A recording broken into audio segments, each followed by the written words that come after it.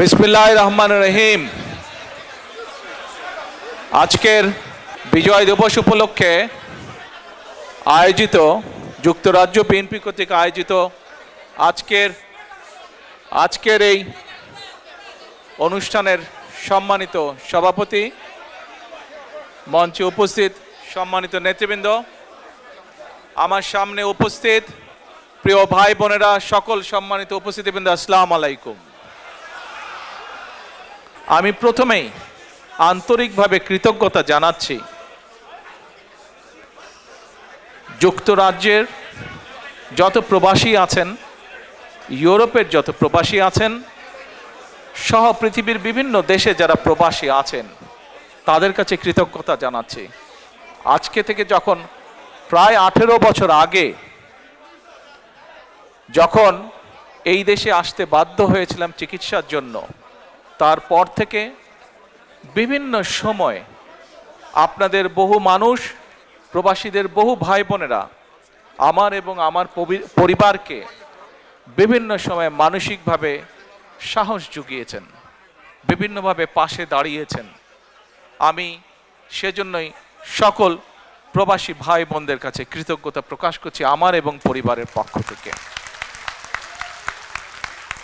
আজকে মানুষটি আমাদের মাঝে নাই, একটি মানুষের কথা আমার খুব মনে পড়ছে, মরহুম কমরুদ্দিন সাহেবের কথা। এই মানুষটি, সে সময় আমি অসুস্থ ছিলাম, এবং এই মানুষটি যেভাবে তার সময়ের সব কিছু দিয়েছেন, সব কিছু দিয়ে আমাকে যেভাবে চিকিৎসার সাহায্য করেছিলেন, তার জন্য আমি তার এবং তার পরিবারকে কৃতজ্ঞতা জানাই। প্রিয় ভাই বোনেরা, আজকে আমাদের মহান বিজয় দিবস। এই বিজয় দিবসে প্রায় 55 বছর হয়ে গেল বাংলাদেশ স্বাধীন হয়েছে। 1971 সালে লক্ষ মানুষের আত্মত্যাগের বিনিময়ে, লক্ষ মা বোনের সম্মানের বিনিময়ে, বহু মানুষের পঙ্গুত্বের বিনিময়ে আমরা আমাদের এই প্রিয় মাতৃভূমি বাংলাদেশের স্বাধীনতা অর্জন করেছিলাম। প্রিয় ভাই বোনেরা, বাংলাদেশের মানুষ আজকে থেকে 55 বছর আগে যখন যুদ্ধে ঝাঁপিয়ে পড়েছিল, তাদের একটি প্রত্যাশা ছিল, আশা ছিল, আকাঙ্ক্ষা ছিল কিভাবে তারা নিজের দেশটিকে গড়ে তুলবে। আপনারা যারা আজকে বিদেশে আছেন, প্রবাসে আছেন, বিশেষ করে বিভিন্ন উন্নত দেশগুলোতে আপনারা আছেন, সেই দেশগুলোতে যেহেতু আমরা এখানে ঘরে উপস্থিত সকলে আমরা ইউকেতে আছি, আমরা যখন পথে বেরোই ঘর থেকে, পথগুলো যখন পরিষ্কার, মোটামুটিভাবে পরিষ্কার দেখি, আমরা যখন এখানে NHS এর হেলথ সুবিধা নিতে চাই, বা আমরা যখন অন্য অন্য সোশ্যাল সুবিধাগুলো পাই এই দেশের বৈধ নাগরিক যারা, তখন কিন্তু নিজের অজান্তেই আমরা চিন্তা করি যে আহা, আমাদের দেশটা যদি এমন হতো। আমরা চিন্তা করি না? প্রত্যেকটা মানুষ এখানে আমরা চিন্তা করি। আপনারা হয়তো পরিবারকে নিয়ে হলিডেতে যান, ইউকের ভিতরেও যারা যান, বিভিন্ন হলিডে স্পটে যখন আপনারা যান, সেই স্পটগুলোতে অনেক কিছু যে আছে তা না, কিন্তু তাদের যা আছে এমন সুন্দর করে তারা রাখে যে সেখানে মানুষ যায়, দেখে কি তাদের ইতিহাস, কি তাদের ঐতিহ্য, কি তাদের সামাজিক মূল্যবোধ। সেই জিনিসগুলো আমরা দেখি এবং আমরা আফসোস করি যে আমাদের দেশটি যদি এমন হতো।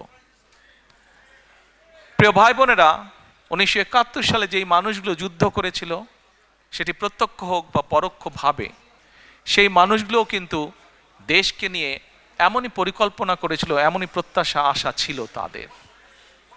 আমরা দেখেছি বিভিন্ন সময় যখনই দেশটিকে গড়ার জন্য, দেশটিকে মানুষের প্রত্যাশিত যে আশা আকাঙ্ক্ষা সেভাবে যারাই নিতে চেয়েছিল, আমরা দেখেছি বিভিন্নভাবে, বিভিন্ন ষড়যন্ত্রের মাধ্যমে সেই গতিকে রোধ করে দেওয়া হয়েছে।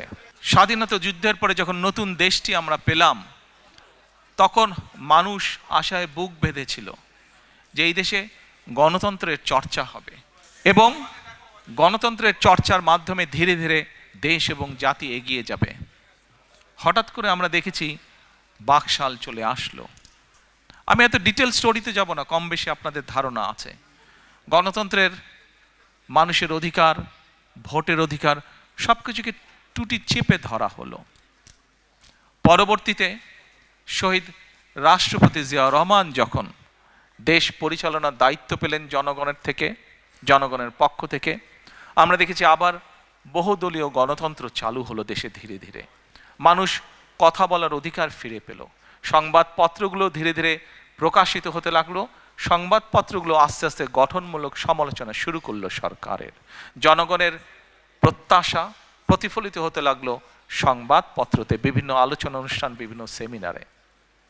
আমরা দেখলাম 1974 সালে যে দুর্ভিক্ষ হলো, শহীদ রাষ্ট্রপতি জিয়াউর রহমানের সময় দেখলাম দুর্ভিক্ষ অবস্থা থেকে কাটিয়ে দেশ একটা উৎপাদনমুখী রাজনীতি শুরু করলো।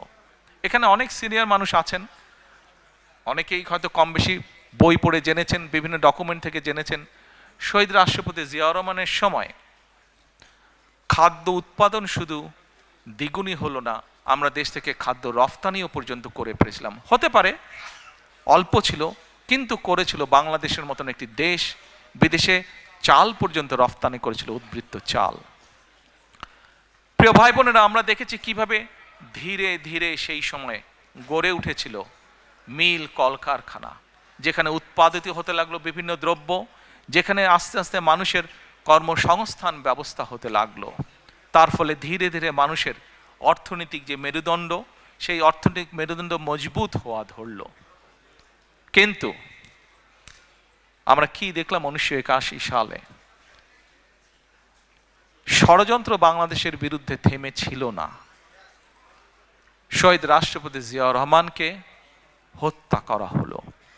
হত্যা করার মাধ্যমে দেশের গণতন্ত্রের গতি, গণতন্ত্রের চর্চা, দেশে মানুষের অর্থনৈতিক ভাগ্য উন্নয়নের যে চাকা, সেটিকে স্তব্ধ করে দেওয়া হলো, বন্ধ করে দেওয়া হলো। তারপরের যুগ আপনারা দেখেছেন, সামরিক শাসনের পরে স্বৈরাচারী এক সরকার ছিল দেশে। গণতন্ত্রের নামে প্রহসন আমরা দেখেছি। 1991 সালে আবারও জনতার আন্দোলনের মুখে সেই স্বৈরাচারের পতন হলো। পরবর্তীতে নির্বাচনের মাধ্যমে বাংলাদেশ জাতীয়তাবাদী দল সাধারণ মানুষের সমর্থনে সরকার গঠন করলো। আমরা দেখেছি দেশনেত্রী খালেদা জিয়ার সরকার বাংলাদেশের মানুষের দ্বারা নির্বাচিত হবার পরে কিভাবে আবার ধীরে ধীরে ধীরে দেশকে গড়ে তুলতে সক্ষম হলো। আমরা দেখেছি সেই সময় কিভাবে দেশে আবারও শিল্প কারখানা স্থাপিত হলো। 1996 সেই ষড়যন্ত্রমূলক নির্বাচনের মাধ্যমে এই যে পলাতক স্বৈরাচার, যারা গত 1 বছর আগে দেশ থেকে পালিয়ে গিয়েছে জনগণের আন্দোলনের মুখে, এরা যখন 96 সালে আসলো, তখন সংসদে একদিন তাদেরই তৎকালীন যে শিল্পমন্ত্রী ছিল, তার নিজের বক্তব্য ছিল যে 91 থেকে 96 সাল পর্যন্ত দেশনেত্রী খালেদা জিয়া যখন দেশ পরিচালনার দায়িত্বে ছিলেন, তখন দেশে 84,000 শিল্প কলকারখানা প্রতিষ্ঠিত হয়েছিল। প্রিয় ভাই বোনেরা, 84,000 কলকারখানা প্রতিষ্ঠিত হয়েছিল। এই সংখ্যাটা দিয়ে বোঝা যায় যে দেশে সেই সময় উন্নয়নের গতিধারা চালু হয়েছিল। ঠিক একইভাবে যেমন শহীদ রাষ্ট্রপতি জিয়াউর রহমানের সময় দুটি সেক্টর, যেটা নিয়ে প্রত্যেকটি সরকার 75-এর পরে প্রত্যেকটি সরকার বিভিন্ন সময় গৌরব বোধ করেছে। এক, বাংলাদেশের গার্মেন্ট শিল্প, দুই, প্রবাসীদের পাঠানো রেমিটেন্স। এটিও কিন্তু বিএনপি সরকারের করে যাওয়া, জিয়াউর রহমানের করে যাওয়া। প্রিয় ভাই বোনেরা, দেশনেত্রী খালেদা জিয়ার সময় আমরা কি দেখলাম? যেমন দেখলাম ৮৪,০০০ শিল্প কারখানা স্থাপিত হলো, দেশের গ্রামগঞ্জের রাস্তাঘাটগুলো আস্তে আস্তে পাকা হওয়া ধরলো, স্কুল কলেজগুলোতে আস্তে আস্তে লেখাপড়া শুরু হলো, গ্রামের শিশুদের জন্য, ভবিষ্যৎ প্রজন্মদের জন্য আস্তে আস্তে স্কুল কলেজ স্থাপিত হওয়া ধরলো, নতুন নতুন স্কুল কলেজ। একইভাবে আমরা দেখলাম একটি বিশাল সংস্কার। বাংলাদেশের জনসংখ্যার মোটামুটি সকল সময়, সেই সময় ৯১ সালে খুব সম্ভব জনসংখ্যা ছিল অ্যাবাউট ১৫-১৬ কোটির মতন বোধ হয়, না ১২-১৩ কোটির মতন ছিল। তখনও জনসংখ্যার অর্ধেক ছিল নারী। এই অর্ধেক জনসংখ্যাকে যদি আমরা আমাদের পুরো অর্থনৈতিক ব্যবস্থা, আমাদের শিক্ষা ব্যবস্থার মধ্যে না আনি, কোনোভাবেই দেশকে গড়ে তোলা সম্ভব না। এবং আমরা তাই দেখলাম দেশনেত্রী বেগম খালেদা জিয়া মেয়েদের স্কুল কলেজে শিক্ষা ব্যবস্থা, বিনা বেতনে শিক্ষা ব্যবস্থা চালু করলেন। প্রিয় ভাই বোনেরা, কিছুদিন আগে বিএনপির একটি অনুষ্ঠানে আমি একটি ঘটনা বলছিলাম, হয়তো আপনারা ইউটিউবে বা অনলাইনে দেখেছেন, শুনেছেন আমার সেই ঘটনাটি। তারপরেও আজকে আপনাদের সামনে আবারও আমি ঘটনাটি তুলে ধরতে চাই। কি সেই ঘটনাটি? এবছর জানুয়ারি মাসে দেশনেত্রী খালেদা জিয়া যুক্তরাজ্যে এসেছিলেন চিকিৎসার জন্য। সেই সময় উনি যেই হসপিটালতে ছিলেন, লন্ডন ক্লিনিক হসপিটালটিতে ছিলেন, একদিন আমরা সন্ধ্যার সময় সবাই ওনার কেবিনে আছি, স্বাভাবিকভাবে কিছুক্ষণ পরপর তো নার্স আসে। তো সেই সময় একজন নার্স আসলো। নার্সটা এসে, আমরা যারা ছিলাম মোটামুটি আমাদের সবাইকে বলছে, আম্মার দিকে তাকিয়ে বলছে, আমি কিন্তু তোমাকে জানি, তুমি কে।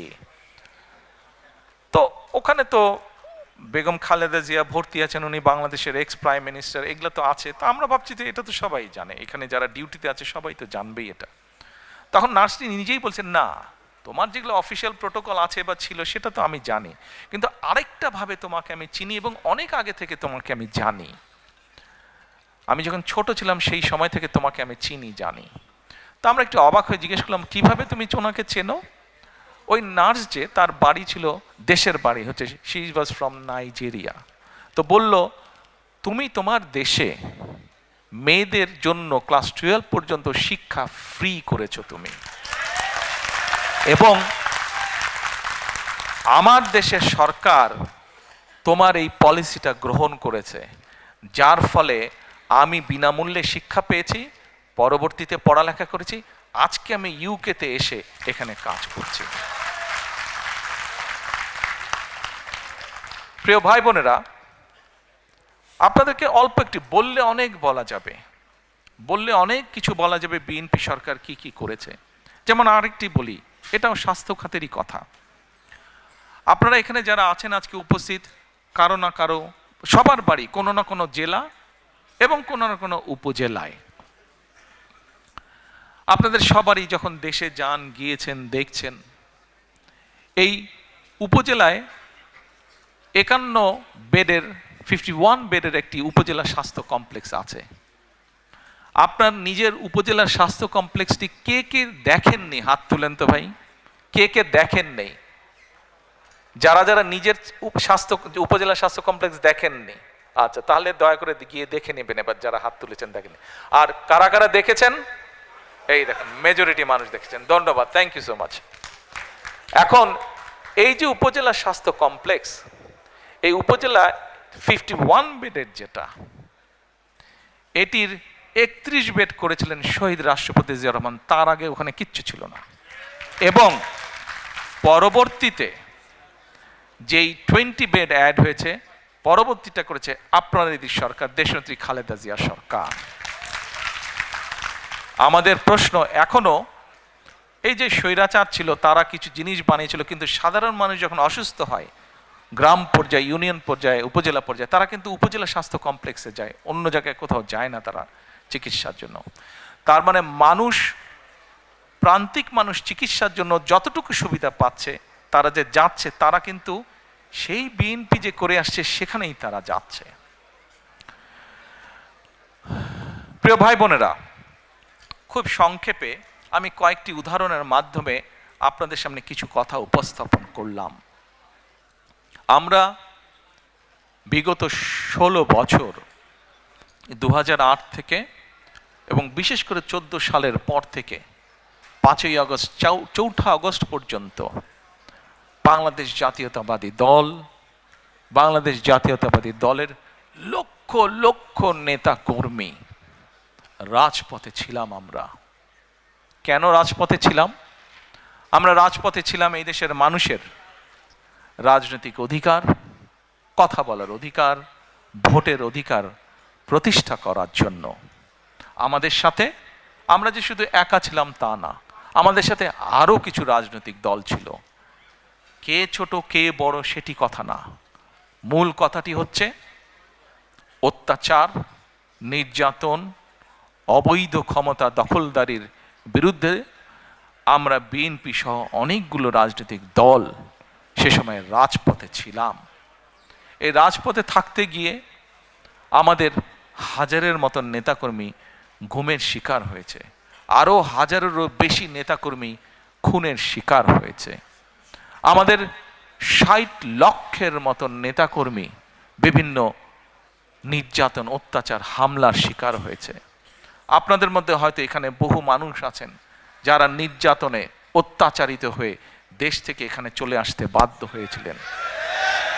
শুধু ইউকে না, ইউরোপের বহু দেশে আছে, মধ্যপ্রাচ্যের বহু দেশে আছে, মালয়েশিয়ায় বহু দেশ আছে, আমেরিকায় বহু দেশে বহু আমাদের নেতাকর্মী আছে যারা হয়তো বাধ্য হয়ে চলে গিয়েছিল দেশ ছেড়ে।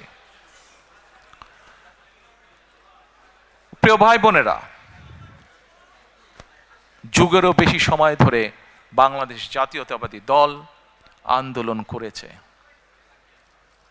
আমরা 5ই আগস্ট যেই স্বৈরাচারকে বাংলাদেশ থেকে বিদায় করেছি, ঝেঁটিয়ে বের করে দেওয়া হয়েছে দেশ থেকে, জনগণের ভয় যে পালিয়ে গিয়েছে দেশ থেকে, এটির ক্রেডিট, এটির অর্জন কোনো রাজনৈতিক দলের নয়। এটির অর্জন সম্পূর্ণভাবে বাংলাদেশের সাধারণ মানুষের ক্রেডিট। এটি আপনারা যদি অগাস্টের সেই দিনগুলো, জুলাইয়ের শেষ দিনগুলো যদি আপনারা দেখেন, শুধু কি রাজনৈতিক দলের নেতৃবৃন্দ মাঠে ছিল, রাজনৈতিক কর্মীরা মাঠে ছিল দলের? নো। সেদিন আমরা দেখেছি একজন রিক্সা চালক মাঠে, আমরা দেখেছি সিএনজি চালক মাঠে, আমরা দেখেছি ক্ষুদে ব্যবসায়ী মাঠে, আমরা দেখেছি স্কুল শিক্ষক মাঠে, আমরা দেখেছি ডাক্তার নার্স মাঠে, আমরা দেখেছি বিভিন্ন কলেজ, বিশ্ববিদ্যালয়ের, প্রাইভেট ইউনিভার্সিটি, স্কুল শিক্ষক, ছাত্র ছাত্রীরা মাঠে, আমরা দেখছি গৃহিণীরা পর্যন্ত রাজপথে, আমরা দেখেছি শিশুরা পর্যন্ত রাজপথে। প্রত্যেকটি মানুষের স্যাক্রিফাইস, প্রত্যেকটি মানুষের অবদান, প্রত্যেকটি মানুষের সাহসিকতার ফলেই সেই আন্দোলন সেদিন সফল হয়েছিল। প্রিয় ভাই বোনেরা, আন্দোলন ইনশাআল্লাহ আলহামদুলিল্লাহ সফল হয়েছে, কিন্তু আন্দোলন সফল হবার সফলতা হচ্ছে একটি অধ্যায়। বিজয় করা অনেক সময় বিজয় করা যায়, কিন্তু বিজয়ের সফলতা ধরে রাখা আরো কঠিন।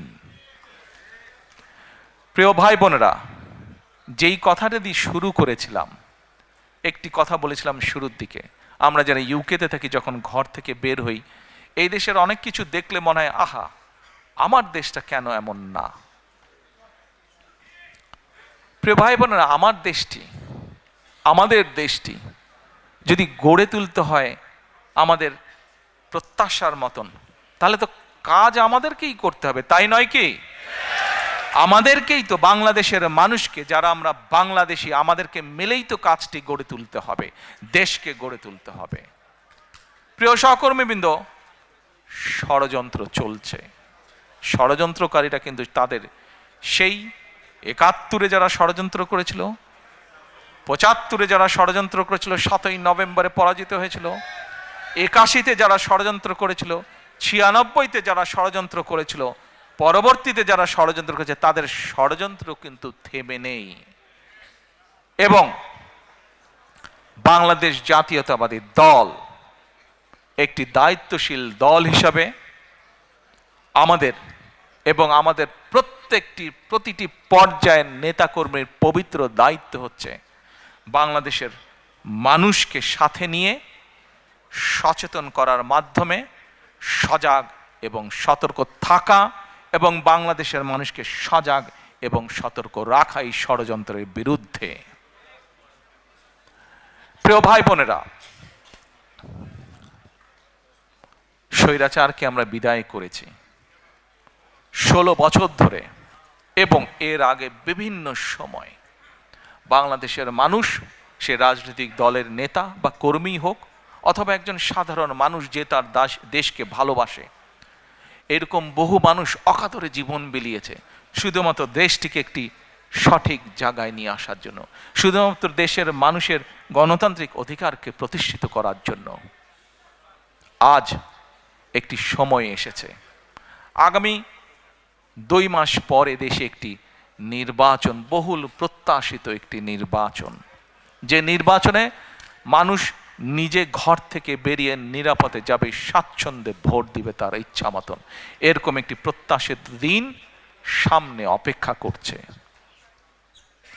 প্রিয় সহকর্মীবৃন্দ, আমরা যেরকম একটি দায়িত্বশীল রাজনৈতিক দল হিসাবে আজকে আমাদের দায়িত্ব যেমন বাংলাদেশের বিরুদ্ধে, বাংলাদেশের মানুষের স্বাধীনতা, সার্বভৌমত্ব, গণতান্ত্রিক অধিকার, ভোটের অধিকার, অর্থনৈতিক স্বাধীনতার বিরুদ্ধে যারা ষড়যন্ত্র করছে তাদের বিরুদ্ধে যেমন বাংলাদেশের মানুষকে সতর্ক রাখা, সজাগ রাখা, একই সাথে প্রিয় ভাই বোনেরা, আমাদের একটি অন্যতম গুরুত্বপূর্ণ দায়িত্ব হচ্ছে দেশের মানুষের সামনে পরিকল্পনা দেওয়া। আমাদের মধ্যে অনেকেই বক্তব্যে বলেন আমরা এই স্বপ্ন দেখছি, আমরা সেই স্বপ্ন দেখছি। আমি ভাই স্বপ্নের মধ্যে নাই, আমি কোনো স্বপ্নের মধ্যে নেই। আমরা আছি পরিকল্পনার মধ্যে। আমরা পরিকল্পনা করব, আমরা পরিকল্পনা বাস্তবায়ন করব। আমরা কোনো স্বপ্নের মধ্যে থাকতে চাই না। স্বপ্ন দেখতে দেখতে দেশ থেকে প্রতি বছর $16 বিলিয়ন পাচার হয়ে গিয়েছে। স্বপ্ন দেখতে দেখতে দেশের অর্থনৈতিক অবস্থা, দেশের শিক্ষা ব্যবস্থা, দেশের কৃষি ব্যবস্থা, দেশের রাস্তাঘাট, দেশের আইন আদালত, আইন শৃঙ্খলা সব কিছু ভেঙে চুরমার হয়ে গিয়েছে। প্রিয় ভাই বোনেরা, আপনারা যদি একটু রিসার্চ করেন আপনাদের মতন করে, দেখবেন প্রথম যখন শহীদ রাষ্ট্রপতি জিয়াউর রহমান দেশ পরিচালনার দায়িত্ব পেলেন, তার আগে কি অবস্থা ছিল দেশের? সেই খাদের কিনারা থেকে উনি তুলে নিয়ে এসেছিলেন দেশকে। আবারও 90-এ স্বৈরাচারের পতনের পরে যখন দেশনেত্রী খালেদা জিয়া দেশ পরিচালনার দায়িত্ব পেলেন, আবারও ধীরে ধীরে পরিশ্রম করার মাধ্যমে দেশকে একটি অবস্থানে তুলে নিয়ে এসেছেন। এটি হতে পারে প্রকৃতি বলেন, ইতিহাস বলেন, বাস্তবতার একটি নির্মম চিত্র, বা কিভাবে বলবো আমি নিজেও ঠিক জানি না। বাট বাস্তবতা হচ্ছে যখনই এই দেশের স্বাধীনতা, সার্বভৌমত্ব হুমকির সম্মুখীন পড়েছে, যখনই এই দেশের স্বাস্থ্য ব্যবস্থা বলেন, অর্থনৈতিক ব্যবস্থা বলেন, সবকিছু ভেঙে পড়ার উপক্রম হয়েছে, তখনই সেই কঠিন দায়িত্বটা এসে পড়ে বিএনপির উপরে। প্রিয় ভাই বোনেরা, আমরা দৃঢ়ভাবে বিশ্বাস করি বাংলাদেশ জাতীয়তাবাদী দল, বিএনপির প্রতিটি নেতাকর্মী, শহীদ জিয়া, দেশনেত্রী খালেদা জিয়ার প্রতিটি সৈনিক, আমরা দৃঢ়ভাবে বিশ্বাস করি যে ইনশাল্লাহ আগামী ফেব্রুয়ারি মাসে যে নির্বাচন, সেই নির্বাচনে বাংলাদেশের মানুষের সমর্থন নিয়ে বাংলাদেশ জাতীয়তাবাদী দল সরকার গঠন করতে সক্ষম হবে। এক মিনিট, সমস্যা তো তারপরে, বিপদ কিন্তু তারপরে। আপনারা যারা খুব খুশিতে তালি দিলেন, হ্যাঁ খুশি আপনারা হতেই পারেন। দেশের মানুষের সমর্থন নিয়ে যদি আমরা ইনশাল্লাহ সরকার গঠন করতে পারি, অবশ্যই আমরা দেশের মানুষের কাছে প্রতি যেরকম আমাদের কৃতজ্ঞতা থাকবে, একইভাবে তাদের কাছে আমাদের দায়বদ্ধতা থাকবে, জবাবদিহিতা থাকবে। এই মুহূর্তে দেশের যে শিক্ষা ব্যবস্থা, দেশের যে স্বাস্থ্য ব্যবস্থা, দেশের যে অর্থনৈতিক ব্যবস্থা, ব্যবসা বাণিজ্যের যে অবস্থা, ব্যাংকগুলোর যে অবস্থা, প্রত্যেকটি বিষয়, ইউ নেম এনি সাবজেক্ট, যেই অবস্থা প্রত্যেকটি মানুষের সাথে রিলেট করে, মানুষের জীবনযাত্রার সাথে রিলেট করে, প্রত্যেকটি অবস্থার অত্যন্ত শোচনীয় অবস্থা, প্রত্যেকটি ক্ষেত্রে অত্যন্ত শোচনীয় অবস্থা। আমরা বিশ্বাস করি, আমরা শহীদ জিয়া, দেশনেত্রী খালেদা জিয়ার সৈনিক যারা, আমরা বিশ্বাস করি ইনশাল্লাহ মানুষের সমর্থন নিয়ে আমরা সরকার গঠন করতে সক্ষম হব। কিন্তু সামনের পথ অসম্ভব অসম্ভব কঠিন, অসম্ভব কঠিন। এবং এই কঠিন পথ যদি পাড়ি দিতে হয়, অনেকে অনেক বড় বড় সুন্দর সুন্দর ভালো ভালো কথা বলতে পারবে, কিন্তু আমাদেরকে পরিকল্পনা গ্রহণ করতে হবে যদি এই কঠিন পথ আমরা অতিক্রম করতে চাই। আমাদের কি পরিকল্পনা গ্রহণ করতে হবে? এরকম কয়েকটি পরিকল্পনার কথা আপনাদের সামনে আমি আজকে তুলে ধরতে চাই। সময় পাবো? Thank you. না সারা রাত না ভাই, আমারও সকালে কাম আছে, আপনাদেরও কাম আছে। এখন কয়েকটি আপনাদের সামনে আমি তুলে ধরবো। আপনাদের নিশ্চয়ই মনে আছে প্রিয় ভাই বোনেরা, আপনাদের নিশ্চয়ই মনে আছে আজকে থেকে যখন বাংলাদেশের মানুষের, বাংলাদেশের ঘাড়ে ওই পলাতক পতিত স্বৈরাচার চেপে বসেছিল, ঠিক সেই সময় আপনাদের দল বিএনপি বাংলাদেশে আজকে থেকে প্রায় 2.5 বছর আগে, তখন কেউ জানতো না যে কবে, আমরা প্রত্যেকে দৃঢ়ভাবে আত্মবিশ্বাসী ছিলাম যে স্বৈরাচারকে পড়তে হবে, তাকে চলে যেতে হবে। কবে হয়তো এক্স্যাক্ট ডেট আমরা তখনও সেভাবে নির্ধারিত ছিল না। স্বৈরাচার পতনের 2.5 বছর আগে বাংলাদেশের মানুষের সামনে আমরা 31 দফা সংস্কার কর্মসূচি উপস্থাপন করেছিলাম। মনে আছে আপনাদের?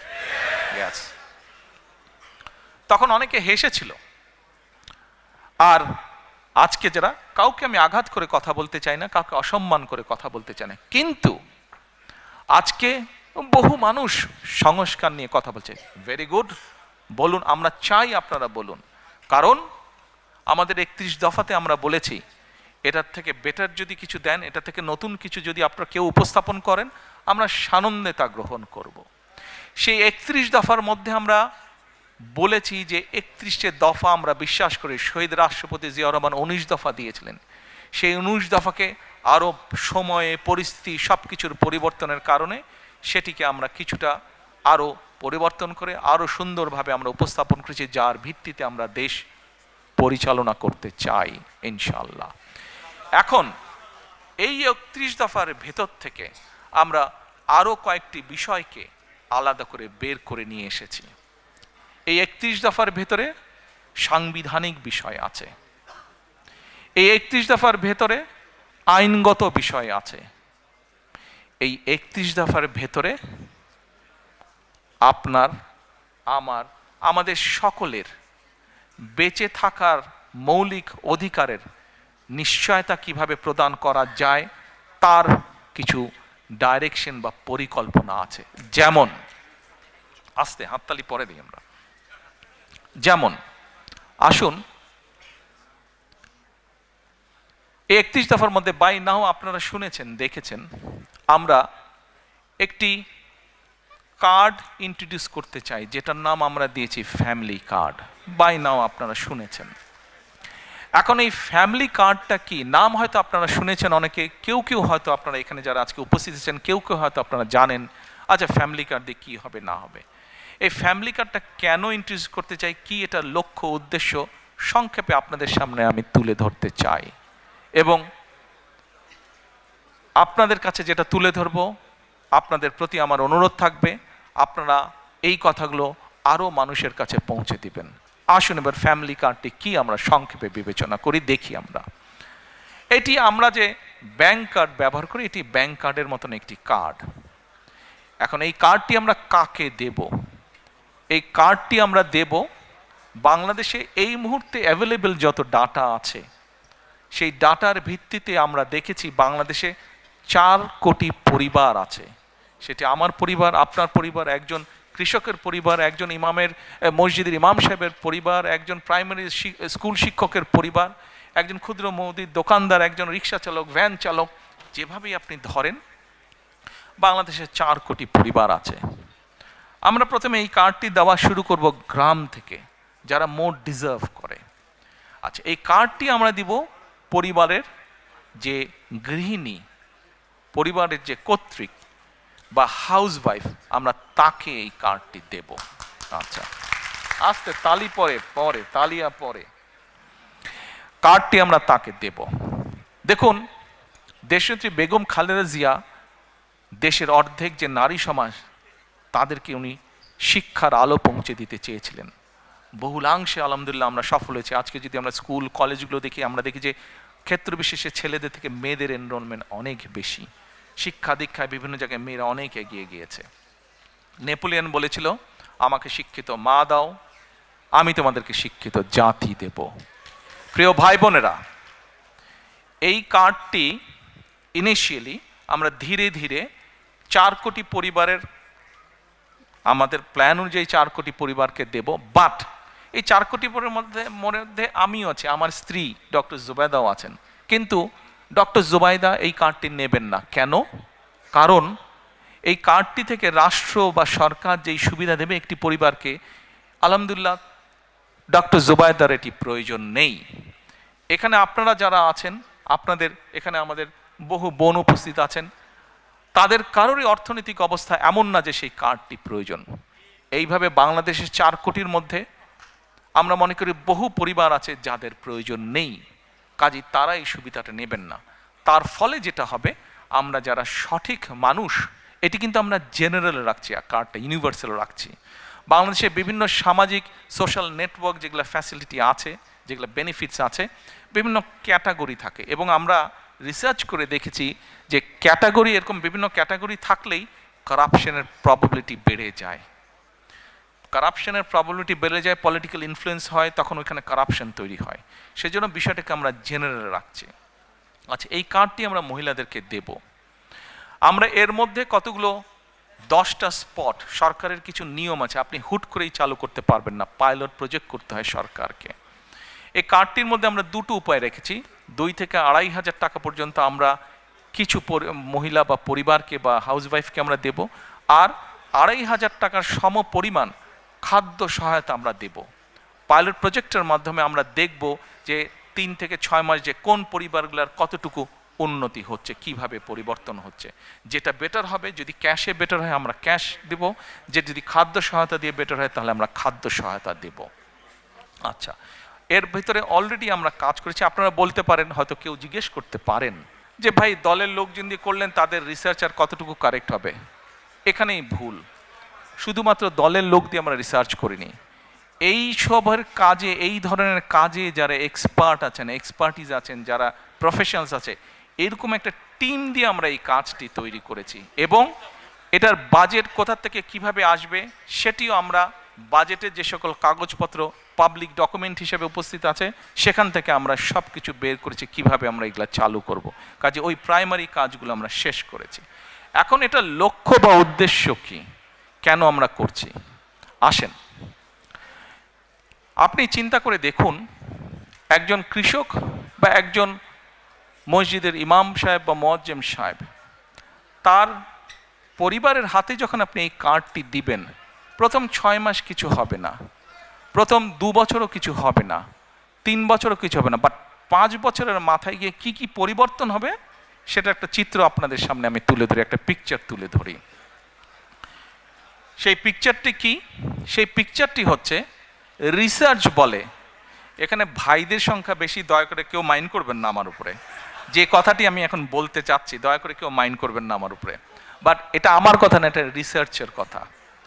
রিসার্চ কি বলে, যখন পরিবারের স্ত্রীর হাতে আপনি একটা অর্থনৈতিক সহযোগিতা দিবেন, স্ত্রী তখন স্ত্রী তখন কি করে এই সুবিধাটা সে তার সন্তানদের লেখাপড়া এবং স্বাস্থ্যের পিছনে প্রথমে সে খরচ করে। রিসার্চ বলে এই টাকাটা বা সহযোগিতাটা যদি বাবার হাতে যায়, বাবা ওই পাড়ার চায়ের দোকানে গিয়ে গল্পগুজব করে বন্ধু বান্ধবের টাকাটা উড়িয়ে দেয়। এটা আমার কথা না, এটা রিসার্চ কথা। ভাইরা আমার উপরে কিছু মাইন্ড করেন না আপনারা। আচ্ছা, তা এখন আমরা সেই জন্য মায়েদের হাতে এটা দিতে চাই। মা এই অর্থটা দিয়ে তার সন্তানদের স্বাস্থ্য যেরকম খেয়াল রাখতে পারবে, একই সাথে সে তার লেখাপড়া, বাচ্চাদের লেখাপড়ার দিকে মনোযোগ দেবে। তারপরে তার হাতে যখন খরচ বেঁচে যায়, এই খরচটা তখন কি করে, সে ছোট ছোট ইনভেস্ট করে যেখান থেকে তার পরিবারের এক্সট্রা ইনকাম আসবে। যার ফলে হবে কি, ওই টাকাটা, ওই অর্থটা, সেটা 500 টাকা হোক, 1000 টাকা হোক, ওটা ওই লোকাল ইকোনমিতে তখন টাকাটা আস্তে আস্তে ইকোনমিতে ঘুরতে থাকে এবং লোকাল ইকোনমি আস্তে আস্তে আস্তে আস্তে স্ট্রেংথেন, স্ট্রং হতে থাকে। প্রিয় ভাই বোনেরা, চিন্তা করে দেখেন, আপনার গ্রামে এরকম যদি 10টা পরিবার থাকে এবং একটা 10টা পরিবারের কে যদি আপনি আস্তে আস্তে কন্টিনিউ 5 থেকে 7 বছর একটা সাপোর্ট দিতে পারেন এরকম, তাহলে 7 বছর পরে কি সেই পরিবারটার চেহারা বর্তমানে যা আছে তা থাকবে? নিশ্চয় একটু তো বেটার হবে না? তাহলে একটা গ্রামে যদি 10টা পরিবার থাকে, সেই 10টা পরিবার যখন অর্থনৈতিকভাবে একটা শক্তিশালী অবস্থানে দাঁড়াবে, স্বাস্থ্য হেলথ ওয়াইজ যখন শক্তিশালী হবে এবং এডুকেশন ওয়াইজ যখন একটি গ্রাম শক্তিশালী হবে, তখন পুরো গ্রামটা একটা বেটার গ্রাম হবে। এইভাবে গ্রাম, এইভাবে উপজেলা, এইভাবে জেলা, এইভাবে বিভাগ, এভাবে সারা বাংলাদেশ এক সময় গিয়ে একটা স্ট্রেংথেন অবস্থায়, শক্তিশালী অবস্থায় দাঁড়াবে। এই হলো ফ্যামিলি কার্ডের গল্প।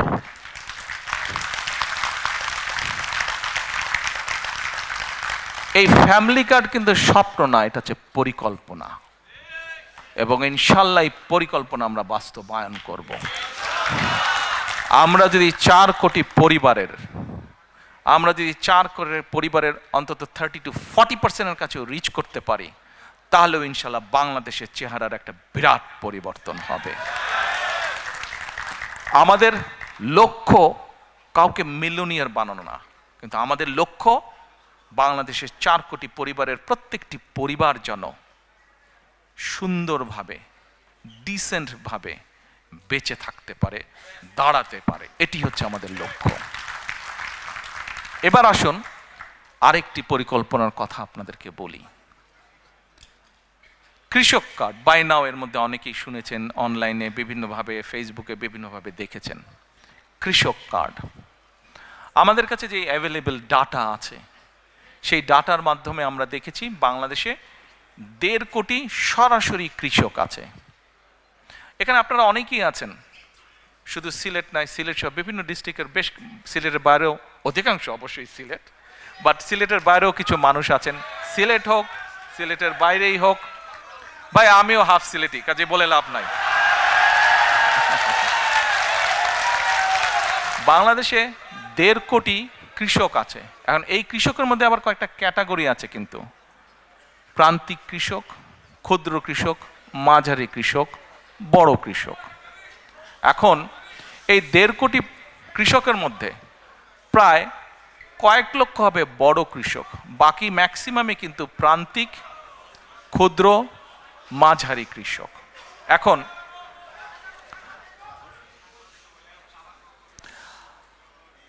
আপনাদের মধ্যেও অনেকেই কৃষক আছেন, কিন্তু সরাসরি কৃষক না। হয়তো আপনার জমি আছে, আপনি কারো কাছে বর্গা দিয়ে দিয়েছেন, তাই না? মানে কাউকে দিয়ে দিয়েছেন, লিজ দিয়েছেন জমিটা, যে তুমি চাষবাস করো, ঠিক আছে, এন্ড অফ দ্য ইয়ার তুমি আমাকে এরকম একটা অ্যামাউন্ট দিও। অনেকেই আছেন এখানে। কিন্তু আমরা যেটা করতে চাইছি, এই কৃষক কার্ডটা হবে ব্যাংক কার্ডের মতনই, ওটাতে একটা চিপ থাকবে, এবং আমরা বাংলাদেশের যত কৃষি জমি যা আছে সবগুলোকে একটা সার্ভারের ভিতরে আমরা নিয়ে আসব।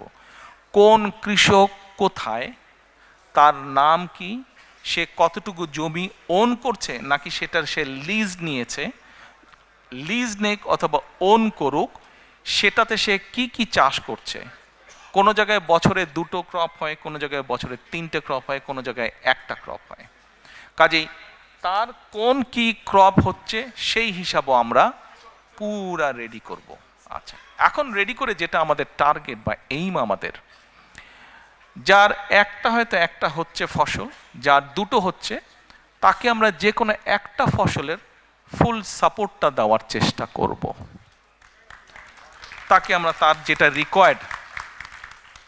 রিকোয়ার্ড সিড, ফার্টিলাইজার, পেস্টিসাইড, এই পুরা সাপোর্টটা তাকে আমরা দেব 5 to 7 years টাইম। এবং আমাদের রিসার্চ আমাদেরকে বলছে যে 5 to 7 years ধরে যদি আমরা এই সাপোর্টটা মোটামুটিভাবে কন্টিনিউ করতে পারি, তাহলে কৃষকদের যে অর্থনৈতিক মেরুদণ্ড, ইকোনমিক স্ট্রেংথ, এটা স্ট্রং হবে। আজকের যে ক্ষুদ্র কৃষক হয়তো সে মাঝারি কৃষক হবে, যে প্রান্তিক কৃষক সে ক্ষুদ্র কৃষক হবে। যদি নাও হয়, অন্তত তার অবস্থার পরিবর্তন হবে, তার প্রোডাকশন বাড়বে। আমরা এই যে প্রায় পত্রপত্রিকায় নিউজ পড়ি যে এই দ্রব্যের দাম বেড়ে গেছে, নিত্য প্রয়োজনীয় ওই দ্রব্যের দাম বেড়ে গেছে। দেখুন, বাংলাদেশের জনসংখ্যা প্রায় 20 কোটি প্লাস মাইনাস মিনিমাম। এই জনসংখ্যাকে যদি আপনার ফুড সাপ্লাই দিতে হয়, আমাদেরকে অবশ্যই আমাদেরকে এগ্রিকালচারের প্রোডাকশন বাড়াতে হবে। আমরা এগ্রিকালচার প্রোডাকশন যদি না বাড়াই, কোনোভাবেই কিচ্ছু করা যাবে না। আচ্ছা, এর মধ্যে আমাদের আরেকটি প্রোগ্রাম আছে এই কৃষক কার্ডের ভিতরে। 10টা ফ্যাসিলিটি আমরা দেব। যেমন অনেক সময় বিভিন্ন জায়গায় বন্যা হচ্ছে, বিভিন্ন জায়গায় দুর্যোগ, বৃষ্টি, ঝড় হচ্ছে। আমরা এর ভিতরে এক ভদ্রলোকের সাথে কথা বলছি, বাংলাদেশি ভদ্রলোক। উনি এই ক্লাইমেট নিয়ে কাজ করে, উনি অস্ট্রেলিয়াতে থাকেন। এখন তোমার উপজেলা কোনটা? বালাগঞ্জ। তোমার ইউনিয়ন? পূর্ব গৌরীপুর। বালাগঞ্জের পূর্ব গৌরীপুর। এখন ওখানে ধরেন একজন কৃষক ডিসাইড করলো যে সে কালকে সার দিবে, ফার্টিলাইজার দিবে, কিন্তু কালকে বৃষ্টি যদি হয় তাহলে ফার্টিলাইজার সব ওয়াশ আউট হয়ে যাবে, তাতে তার ফাইন্যান্সিয়ালি লস হবে। আমরা যে জিনিসটা প্ল্যান করছি, যেহেতু আমরা পুরো সার্ভার ভিতরে পুরো একদম ম্যাপিং করে, জোনিং করে আমরা নিয়ে আসব, এবং তাদেরকে আমরা স্মার্টফোনের মাধ্যমে সিস্টেম, আমরা অ্যাপ দিয়ে দিব আস্তে আস্তে। একবারে we can do that, gradually we will do that. আমরা করব, সে তখন ওই সিস্টেমে সে নক করবে। সিস্টেমে নক করলে তখন বালাগঞ্জের ওই গৌরীপুর পূর্ব গৌরীপুর, ওইখানে ওই কৃষক কিন্তু দেখতে পাবে যে কালকে বৃষ্টি হচ্ছে কি হচ্ছে না। He will know that. আমরা এই ডিটেল পর্যন্ত আমরা কাজ করেছি। বাংলাদেশের মানুষ তাদের সমর্থন দিলে, আমরা ইনশাল্লাহ সরকার গঠনে সক্ষম হলে, gradually we will build this system. তার লোন, বিভিন্ন এখন লোন নিতে গেলে বিভিন্ন রকম সমস্যা হয় কৃষকদের।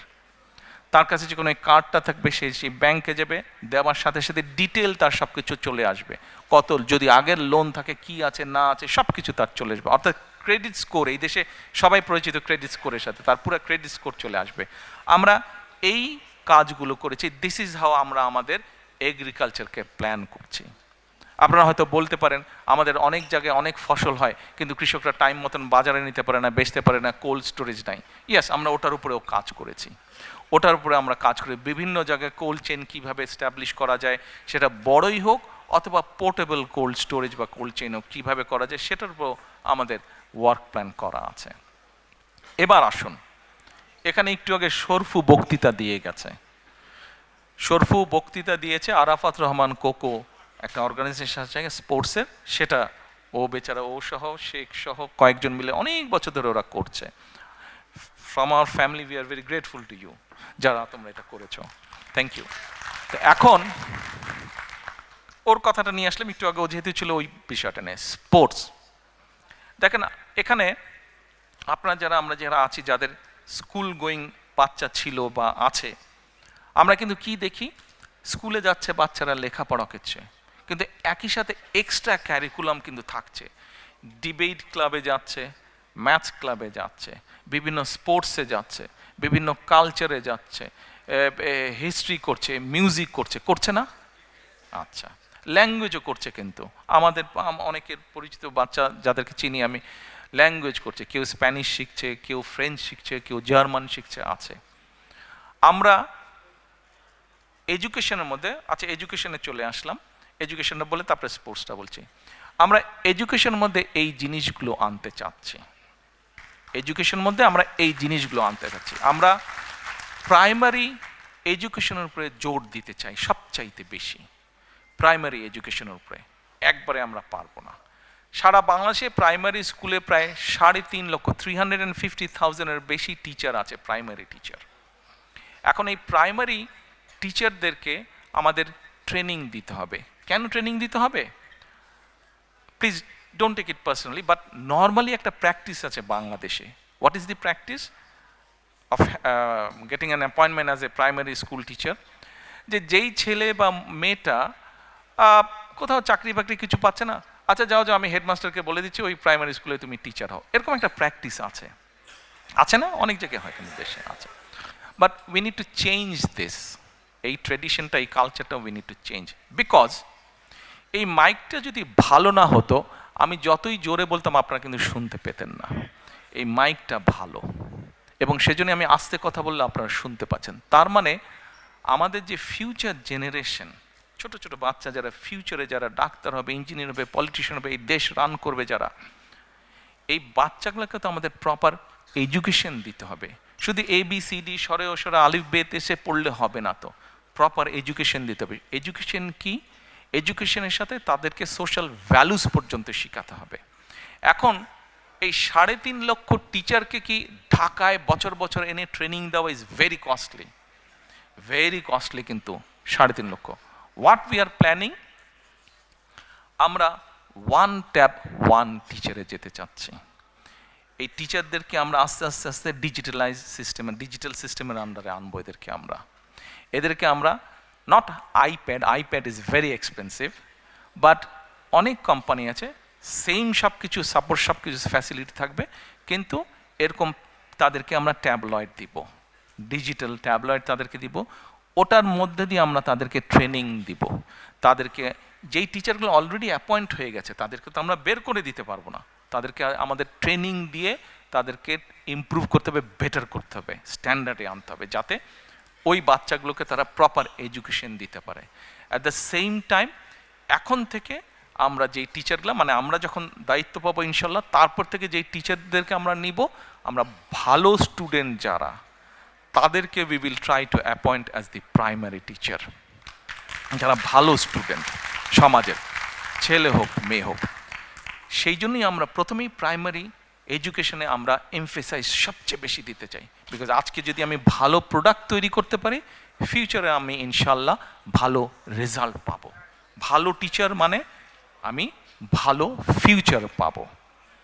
আচ্ছা আসেন এখন এই যে বাচ্চাগুলোকে ক্লাস 1 থেকে শুরু ক্লাস 12 পর্যন্ত আমরা কি কি করব। এদেরকে আমরা যারা স্কুলে পড়েছি বাংলাদেশে, আমরা জানি যে কম বেশি 10টা সাবজেক্ট থাকে, 10টা সাবজেক্ট, প্রত্যেকটা 100 মার্ক হয়, প্লাস মাইনাস 1000-এর উপরে মার্কিং হয় পরীক্ষার সময়। আমাদের চিন্তা ভাবনা হচ্ছে যে আমরা সরকার থেকে আমরা ধরেন 5টা খেলা, যেই খেলাগুলো আমাদের ছেলে মেয়েরা খেলে, শুধু ছেলেদের জন্য না, অবশ্যই মেয়েদেরকে আমরা এটাতে ইনক্লুড করছি। ছেলে বা মেয়েরা সাধারণত যেগুলো খেলে, ধরেন 6টা খেলা, যেগুলো কিছু থাকবে কমন, কিছু থাকবে পার্টিকুলারলি ছেলেদের জন্য, পার্টিকুলারলি মেয়েদের জন্য। আমরা এই খেলাগুলোকে কম্পালসারি করব অ্যাজ এ সাবজেক্ট। বাচ্চা নিজে চুজ করে নেবে, বাচ্চা নিজে চুজ করে নেবে সে কোনটা। কেউ যদি ফুটবল খেলতে চায় ও ফুটবল খেলবে, কেউ যদি ব্যাডমিন্টন খেলতে চায় ও ব্যাডমিন্টন খেলবে, ও কিন্তু ওকে খেলতেই হবে, একটা স্পোর্টস ওকে করতেই হবে, কম্পালসারি। আচ্ছা এবার আসেন আরেকটা জিনিস, ওকে আর্ট কালচার আনতে হবে। শুধু পড়ালেখা অবশ্যই দরকার একটা জাতির জন্য, কিন্তু শুধু পড়ালেখা করলে হবে তো না। আর্ট কালচার যদি একটা জাতি না জানে তো তো কেমন করে হবে? আর্ট এবং কালচার জানতে হবে, হিস্ট্রি জানতে হবে, আবার হেরিটেজ জানতে হবে। আমার হিস্ট্রি না জানলে তো হবে না। কাজেই আমরা চাই আমাদের বাচ্চারা ছবি আঁকা শিখবে, গান শিখবে, কিভাবে মিউজিক ইনস্ট্রুমেন্ট বাজাতে হয় শিখবে, সরকার ব্যবস্থা করবে, এডুকেশন ডিপার্টমেন্ট থেকে ব্যবস্থা করবে কয়েক ধরনের মিউজিক ইকুইপমেন্ট, গান শেখার ব্যবস্থা করবে। বাচ্চা চুজ করবে সে গান শিখবে নাকি সে ইনস্ট্রুমেন্ট। যেমন ব্যক্তিগতভাবে যদি আমাকে বলতে আমার ছোটবেলা থেকে খুব ইচ্ছা ছিল কিবোর্ড বাজানোর। আমি গিটার প্র্যাকটিস কয়েকদিন শুরু করেছিলাম, কিছুদিন করেছিলাম, কমপ্লিট করতে পারিনি। হাওয়াইয়ান গিটার আমি বাজাতাম, আমার ইচ্ছা ছিল, হয়নি কোনো কারণে। কিবোর্ড বাজানোর শেখার ইচ্ছা ছিল আমার, আই কুড নট, হয়নি।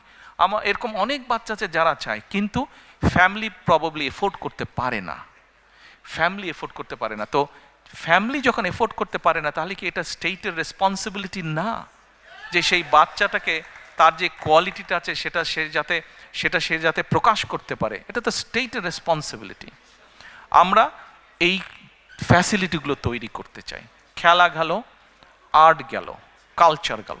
এবার আসেন, আমরা ক্লাস 6 থেকে প্রাইমারি শেষ হওয়ার পর থেকে ক্লাস 12 পর্যন্ত আমরা এদেরকে বিভিন্ন ভোকেশনাল এবং টেকনিক্যাল নো হাউ বিভিন্ন জিনিস শেখাবো। আমরা বিভিন্ন জিনিস শেখাবো। যেমন আমরা একটা এক্সাম্পল দিই। এই দেশে আপনারা অনেকেই যারা আসেন, যেমন এখানে কি জানি বলে, অনেকেই আছেন, যেমন আমাকে মহিদুর রহমান সাহেব বলেছেন যে উনি যখন প্রথম রেস্টুরেন্ট দেন উনি নিজেই সার্ভিংয়ের কাজ করতেন, মনে আছে? আপনি বলেছিলেন আমাকে, কয়েছেন আমাকে একদিন বলেছে যে ও নিজেও প্রথমে কাজ করতো। কিন্তু ধরেন একটা ছেলে এই যে রেস্টুরেন্টে কিভাবে খাবার দিতে হয়, কিভাবে শেফের কাজ করতে হয়, অথবা কিভাবে ডাইনিং সাজাতে হয়, এটা যদি আপনি একটা ছেলে বা একটা মেয়েকে যদি প্রপারলি ইনস্টিটিউশন মাধ্যমে শিক্ষা দিতে পারেন উইথ আদার কোয়ালিটিস ক্যারিকুলাম, কি ও স্পোর্টসে ভালো, ও মিউজিকে ভালো, এবং সাথে ইংলিশ ল্যাঙ্গুয়েজ জানে, সাথে সেকেন্ড আরেকটা ল্যাঙ্গুয়েজ জানে। ইংলিশের বাইরে যদি আপনি বলেন সেকেন্ড আরেকটা ল্যাঙ্গুয়েজ জানে, তাহলে একটা বাচ্চা, একটা ছেলে বা মেয়ে ক্লাস 12 পর্যন্ত ও পড়ালেখায় মোটামুটি, বাট ইংলিশটা মোটামুটি সে ভালো পারে, সাথে জার্মান বা ফ্রেঞ্চ ভালো পারে, স্পোর্টস জানে, আর্ট জানে, ডিবেট করতে পারে, ভোকেশনাল ট্রেনিং অথবা স্পেশাল কোনো এরকম হোটেল ম্যানেজমেন্ট ট্রেনিং তার আছে। এখন বলেন তো এই বাচ্চাটাকে কে কোথায় আটকে রাখতে পারবে? ও যদি বিদেশে কোথাও যায় জবের কোনো প্রবলেম হবে? এতগুলা কোয়ালিটি যার মধ্যে আছে, জবের কোনো প্রবলেম হবে না। বাংলাদেশের পপুলেশন যদি আমরা ডাইনামিকটা দেখি, তাহলে আমরা দেখব কি ইয়াং জেনারেশনের সংখ্যা বেশি, এল্ডারলি জেনারেশনের সংখ্যা কম। কিন্তু আমরা ইউরোপের অনেক দেশে আমরা যদি যাই, আমরা দেখব যে এল্ডারলি জনসংখ্যা বেশি, ইয়াং জেনারেশন কম। ইভেন ইটালিতে গ্রামের পর গ্রাম খালি হয়ে যাচ্ছে, জাপানে গ্রামের পর গ্রাম খালি হয়ে যাচ্ছে, ইভেন চায়নাতে এই সমস্যা শুরু হয়েছে। এখন ধরেন একটা ছেলে বা মেয়ে ইটালিয়ান ল্যাঙ্গুয়েজ পারে, ইংলিশ তো পারেই, জাপানিজ ল্যাঙ্গুয়েজ পারে, তাহলে এই বাচ্চাটা যখন যাবে উইথ আদার কোয়ালিফিকেশন, ওকে কে আটকে রাখবে? আমরা সেই জন্য চিন্তা করেছি, আমরা তাদেরকে German, French, Japanese, Mandarin and Arabic, এই কয়টা। আচ্ছা, বলতে পারেন অ্যারাবিক কেন? বাংলাদেশে বছরে 8 থেকে 10 লক্ষ মানুষ বিদেশে যাচ্ছে। এই 8 থেকে 10 লক্ষের মতন প্রায় 7 লক্ষ মানুষ মিডল ইস্টে যাচ্ছে। কিন্তু আনফর্চুনেটলি এই 7 লক্ষ মানুষ খুব লো পে স্কেলের কাজ করছে।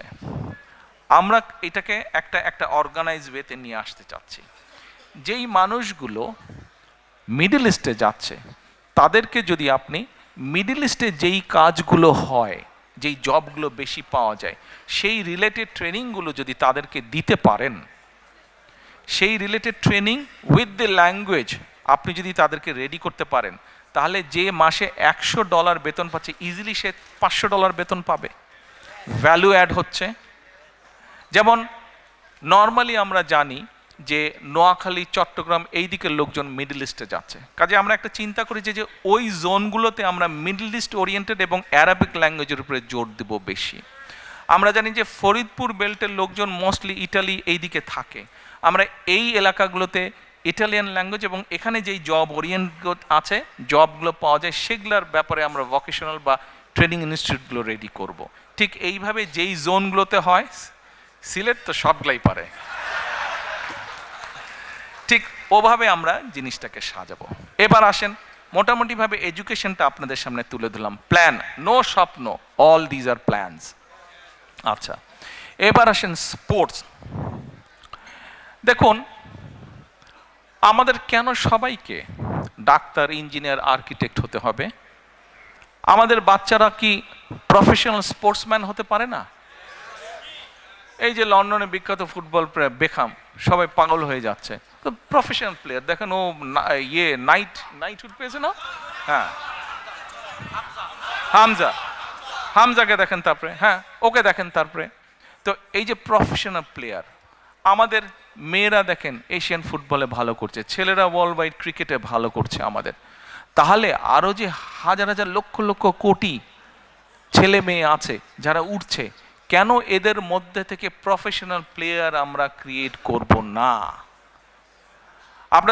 আপনারা কি নতুন কুড়ি নামে একটা প্রোগ্রাম আছে ভাই, জানেন আপনারা? আচ্ছা, আমরা এই নতুন কুড়ি তো আছে, এটাকে আমরা যেমন আরো সুন্দর করে সাজাবো, একইভাবে নতুন কুড়ির মধ্যে আমরা নতুন করে স্পোর্ট আমরা চালু করব। এই স্পোর্ট চালু করার মাধ্যমে আমরা দেশের ভিতরে বিভিন্ন টাইপের খেলোয়াড় যারা আছে তাদেরকে আমরা বের করে নিয়ে আসব। এবার আসেন, স্পোর্ট গেল, অর্থাৎ স্পোর্টকে আমরা প্রফেশনাল স্পোর্টসম্যান তৈরি করতে চাই দেশে, আমাদের জেনারেশনের ভিতর থেকে। এবার আসেন, হেলথ নিয়ে কথা বলি। আমরা এখানে NHS এর সুবিধা সবাই আমরা পাই, আর যারা এফোর্ড করতে পারি তারা আমরা প্রাইভেটে যাই, প্রাইভেট জিপি, প্রাইভেট কনসালটেন্টের কাছে যাই, কিন্তু সেটার সংখ্যা কিন্তু খুব কম। বাংলাদেশে চিন্তা করে দেখেন, 20 কোটি মানুষ, এই 20 কোটি মানুষকে আপনি কিভাবে হেলথ ফ্যাসিলিটি দিবেন, কিভাবে তাকে বেসিক হেলথ ফ্যাসিলিটি দিবেন, এটা কি আমরা কখনো চিন্তা করেছি? 20 কোটি মানুষকে কিন্তু প্রত্যেককে এইভাবে হেলথ ফ্যাসিলিটি দেওয়া কিন্তু ভেরি এক্সপেন্সিভ এবং ভেরি ডিফিকাল্ট ব্যাপার, নিয়ার টু ইম্পসিবল। তো এখন ইউরোপে কিন্তু একটা কাজ এরা শুরু করেছে, প্রিভেনশন। নিশ্চয়ই বাই নাও আপনারা অনেকেই পরিচিত প্রিভেনশন। আমাদেরকে এই প্রিভেনশনে যেতে হবে। আমরা যদি গ্রামের দিকে যাই, জেলা উপজেলায় যাই, আমরা তাহলে কি দেখি? ম্যাক্সিমাম রোগী কি কার্ডিয়াক পেশেন্ট, অর্থাৎ হার্টের রোগী, কিডনি ডায়ালিসিস, তারপরে আপনার ডায়াবেটিক পেশেন্ট, এই তিনটা কিন্তু খুব দেখা যায়। আমরা চিন্তা করেছি, কেন এই জিনিসটা চিন্তা করলাম, প্রিভেনশনের উপরে আরও বেশি চিন্তা করলাম কেন? একটা এক্সাম্পল দিই।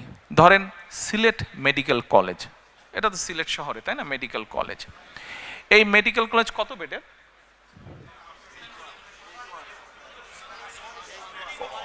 হ্যাঁ, ওসমানী মেডিকেল কলেজ কত বেডের? 600 বেডের। আচ্ছা ঠিক আছে, 600 বেডের। আচ্ছা 700, ওকে 700। এই 700 বেড, তার মানে সরকারের পক্ষে পসিবল এইখানে প্রতিদিন 700 বেডের ওষুধ, ডাক্তার, নার্স, ব্যান্ডেজ যাই লাগুক না কোনো, 700-এর ক্যাপাসিটি আছে দেবার সরকারের। কিন্তু আপনি একদিন ওই সামনে দাঁড়িয়ে থাকেন, ওখানে 700 না, ওখানে এভরিডে 3000 পেশেন্ট আসে।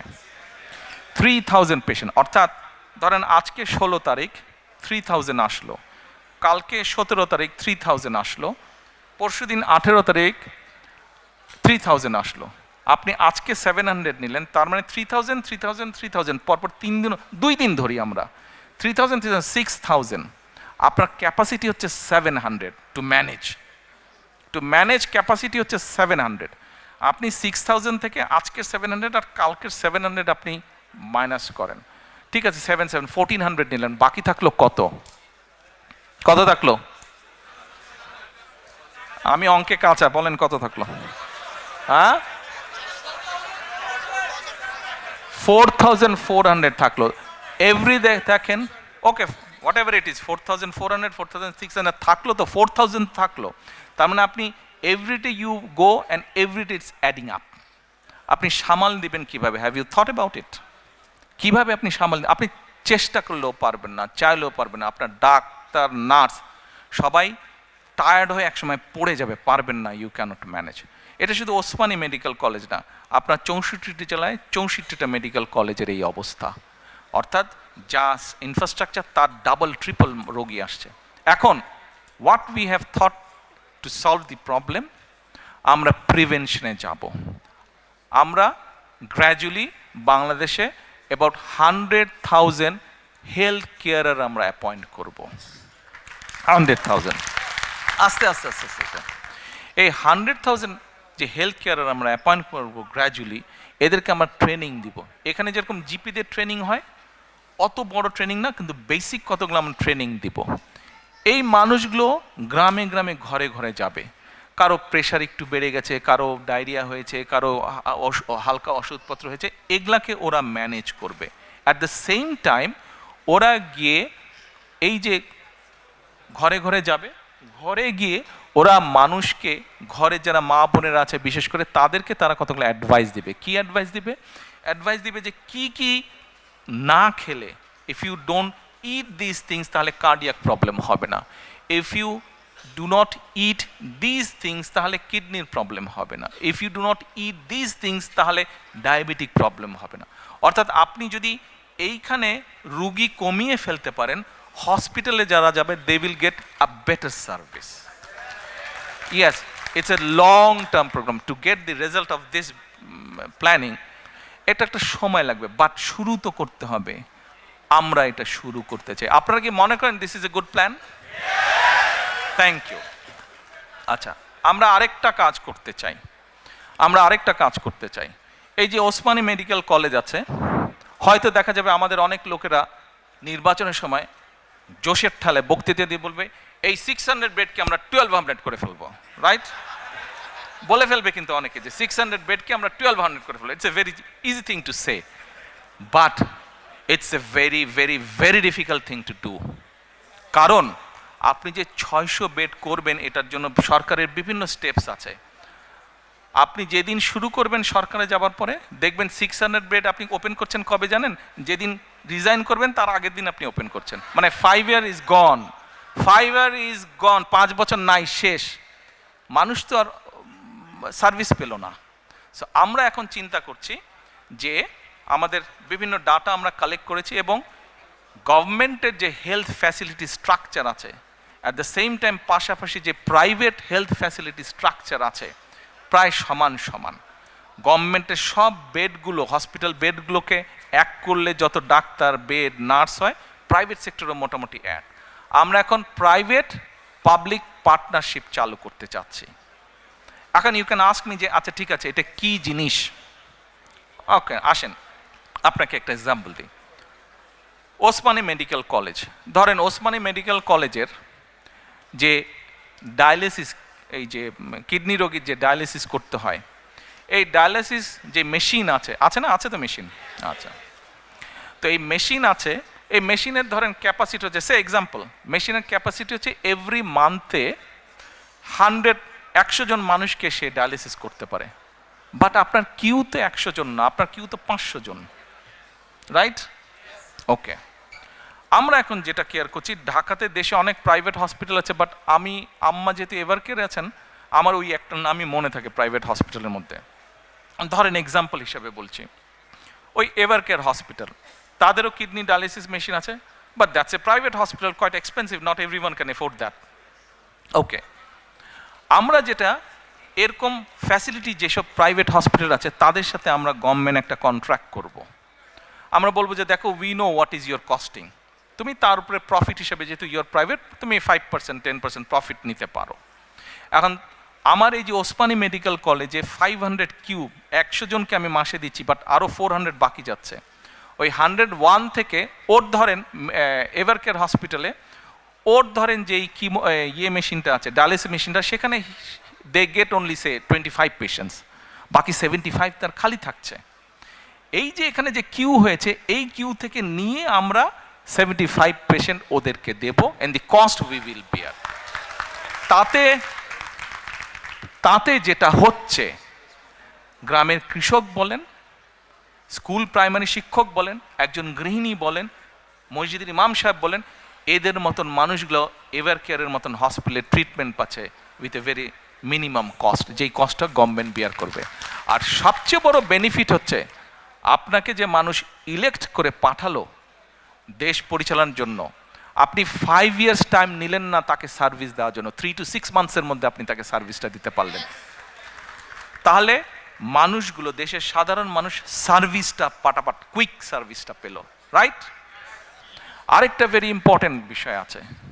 একটু আগে আমি একটা কথা বলেছি, আমাদের পপুলেশনের বিরাট একটা মেজরিটি অংশ হচ্ছে কি, মেজরিটি অংশ হচ্ছে ইয়াং জেনারেশন, ছেলে হোক মেয়ে হোক, ইয়াং জেনারেশন।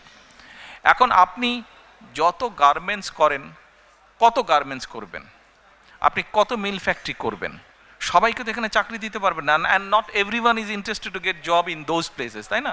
মানুষের বিভিন্ন কোয়ালিটি আছে।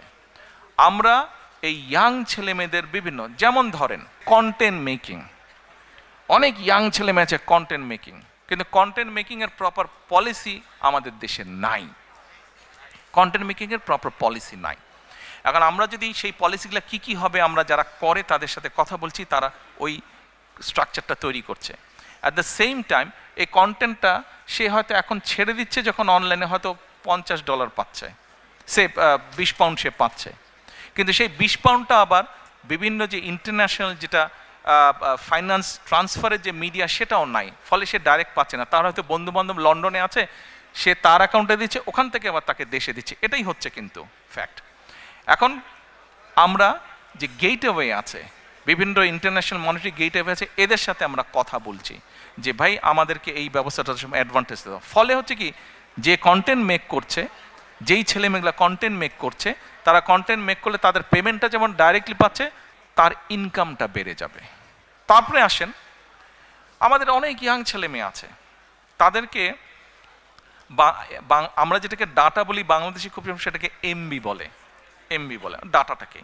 তো ডাটা ইজ কোয়াইট এক্সপেন্সিভ বাংলাদেশে, কিন্তু আমাদের অনেক ছেলে মেয়ে আছে, ধরেন তারা অনলাইনে ইয়ে করে, আপনার বিভিন্ন বিজনেস করে, ধরেন এই যে ইবের মতন বিজনেস করে। তো এখন এই ছেলেমেয়েগুলা, এদের দুটো সমস্যা আছে মেজরিটির, তাদের প্রপার ওয়ার্ক স্পেস নাই। হয়তো যেই মেসে থাকে বা হলে থাকে, ও স্টুডেন্ট হলে থাকে, সেখানেই বসে হয়তো সে কাজ করছে। এই স্বৈরাচারের সময় মেগা প্রজেক্টের নামে অনেক সায়েন্স পার্ক না কি জানি তৈরি করেছে, কিন্তু আপনারা যদি যান, প্রায় 34-35টার মতন তৈরি করেছে বিভিন্ন ডিস্ট্রিক্টে। কিন্তু আপনারা যদি যান, দেখবেন যে ম্যাক্সিমামগুলা ভূতের বাসা হয়ে আছে, ঘোস্ট হাউস হয়ে আছে, আর কতগুলো মোটামুটি কিছু লোক নিয়ে ওখানে কমিউনিটি সেন্টার করে বিয়ে শাদীর অনুষ্ঠান হচ্ছে। আমরা চাচ্ছি এগুলোকে কনভার্ট করতে, করে এইসব জায়গায় আমরা ফ্রি ওয়াইফাইয়ের ব্যবস্থা করব, এবং ওই যে ছেলেমেয়েরা যারা কাজ করছে, এদেরকে ধরেন 2 বন্ধু মিলে কাজ করছে, কেউ 3 বন্ধু মিলে কাজ করছে, বা একজন কাজ করছে, ওদেরকে আমরা ওখানে ছোট ছোট ওয়ার্ক স্পেস দিব। ফলে ও ওর নিজের কোম্পানি তৈরি করবে, ও অনলাইনে, সেটা ডাটা প্রসেসিং হতে পারে, সেটা ডিজাইনিংয়ের কাজ হতে পারে, সেটা কন্টেন্ট মেকিং হতে পারে, সেটা অনেক ধরনের কাজ হতে পারে। এই স্পেসগুলো আমরা তাদের জন্য তৈরি করব। এর বাইরে আমরা আরেকটা প্ল্যানিং করেছি, ওই যে বললাম ডাটা অনেক এক্সপেন্সিভ, আমরা কতগুলো ইম্পর্টেন্ট জায়গাতে, পাবলিক প্লেসে, ইউনিভার্সিটির হল, ইউনিভার্সিটির লাইব্রেরি, কলেজের লাইব্রেরি, বিভিন্ন পাবলিক ইম্পর্টেন্ট স্পেস, তারপরে একটু ভালো ভালো ডিস্ট্রিক্ট টাউনে ভালো ভালো ক্যাফেটেরিয়া আছে, এইসব জায়গাতে আমরা 1 ঘন্টা থেকে 1.5 ঘন্টার জন্য আমরা ওয়াইফাই ফ্রি করে দিব। আপনারা যখন ওয়েস্টফিল্ডে যখন যান, ওয়েস্টফিল্ডে গিয়েই কিন্তু অনেকে কী করে, তাড়াতাড়ি ওয়েস্টফিল্ডের ওয়াইফাইয়ের সাথে কানেক্ট করে নেন আপনারা, কিন্তু ওখানে একটা সিস্টেম আছে, আপনাকে ইমেল অ্যাড্রেস দিতে হবে, নাম দিতে হবে, কতগুলো ফর্মালিটিস আছে, এই ফর্মালিটিসগুলো ওখানেও থাকবে সাথে। এখন কোনো কিছু তো নাথিং ইজ ফ্রি, তাই না? Nothing is free. এখন ওই যে ওখানে যে ইন্টারনেটটা সার্ভিস হবে, ওখানে যে থাকবে, ওটা তো একটা খরচ আছে। খরচটা কিভাবে হবে? আমরা বিভিন্ন বিজনেস হাউসের সাথে কথা বলবো, যারা বিভিন্ন রকম প্রোডাক্ট বানায়, কমোডিটি প্রোডাক্ট, তাদেরকে বলবো যে ভাই তোমরা এটাতে অ্যাড দিবা কিনা। অ্যাড দিবে, কাজেই যে লগ ইন করবে তাকে হয়তো 1 মিনিটের জন্য একটা অ্যাড দেখতে হবে, অ্যাডটা হয়ে গেল, তারপরে he or she can start doing their jobs. এর বাইরে বিভিন্ন রকম ভোকেশনাল ইনস্টিটিউট, বিভিন্ন রকম টেকনিক্যাল ইনস্টিটিউট, যেমন আমাদের দেশে আপনি যদি যান, ব্লাড নিবে এরকম টেকনিশিয়ানের অভাব আছে। এই যে আমরা প্রায় শুনি যে ফিলিপাইন থেকে নার্স যাচ্ছে, কেরালা থেকে নার্স যাচ্ছে, তা আমাদের মেয়েরা, আমাদের ছেলেরা কেন পারবে না? কিন্তু প্রপার ইনস্টিটিউশনগুলো এখনও গড়ে ওঠে নাই। আমরা এই টাইপের ইনস্টিটিউশনগুলো আমরা আস্তে আস্তে গড়ে তুলতে চাই। এইভাবে আমরা জব ক্রিয়েট করতে চাই, এইভাবে জব ক্রিয়েট, যাতে করে আমাদের ভবিষ্যৎ ছেলেমেয়েরা একটা ডিগনিফাইড লাইফ নিয়ে ডিসেন্টভাবে যাতে তারা বেঁচে থাকতে পারে। প্রিয় ভাই বোনেরা, আপনাদের সামনে সংক্ষেপে আপনাদের সামনে সংক্ষেপে আমি আমার কতগুলা পরিকল্পনা তুলে ধরলাম আজকে বিজয় দিবসের আলোচনা। দেখেন, আমরা আন্দোলন সংগ্রাম করেছি, আমাদের সহকর্মীরা জীবন দিয়েছে, বহু সাধারণ মানুষ, গৃহিণী। এই যে 5ই আগস্ট এই আন্দোলনে আপনাদের নিশ্চয়ই অনেকের ধারণা আছে 63 জন শিশু শহীদ হয়েছে, 63 জন শিশু। কাজে এই যে 5ই আগস্ট আমরা আমাদের পূর্ণ স্বাধীনতা বলেন বা আমাদের যে এই সুযোগটা আমরা পেয়েছি, এই সুযোগটা কিন্তু সামনে যে নির্বাচনটা, এটা কিন্তু কোনো এক্সপেরিমেন্ট অথবা এক্সপেরিয়েন্সের সুযোগ না। কিন্তু আগামী যে সময়টা আসছে এটা কিন্তু একটা পরিবর্তনের সুযোগ। আমরা যদি এইবার দেশটাকে পরিবর্তন করতে পারি তাহলে আমরা এগিয়ে যাব। আপনারা প্রবাসে আছেন, প্রবাসীদের কাছে প্রথমে আমি কৃতজ্ঞতা প্রকাশ করেছি। আমাদের যে স্বৈরাচারের বিরুদ্ধে আন্দোলন, এই আন্দোলনে প্রবাস থেকে বহু প্রবাসী বিভিন্নভাবে সহযোগিতা করেছেন। এই আন্দোলন সফলতার পিছনে প্রবাসীদের একটি বিশাল ভূমিকা রয়েছে। কাজেই প্রবাসীদের অবদানকে কোনোভাবে আমরা খাটো করে দেখতে পারি না। কিন্তু আপনাদের সামনে আমি যেই পরিকল্পনাগুলো তুলে ধরেছি, আমাদেরকে আগে কাজ শুরু করতে হবে। আমরা যদি কাজ শুরু করতে না পারি এবং আমরা যদি সকলের দাবি উপস্থাপন করতে থাকি তাহলে কিন্তু একটা ইনডিসিপ্লিন তৈরি হবে, ফলে আমরা কিন্তু আমাদের কাঙ্ক্ষিত লক্ষ্যে পৌঁছতে পারবো না। এই মুহূর্তে একটু আগে যেই কথাটি আমি বলেছি, প্রিয় ভাই বোনেরা,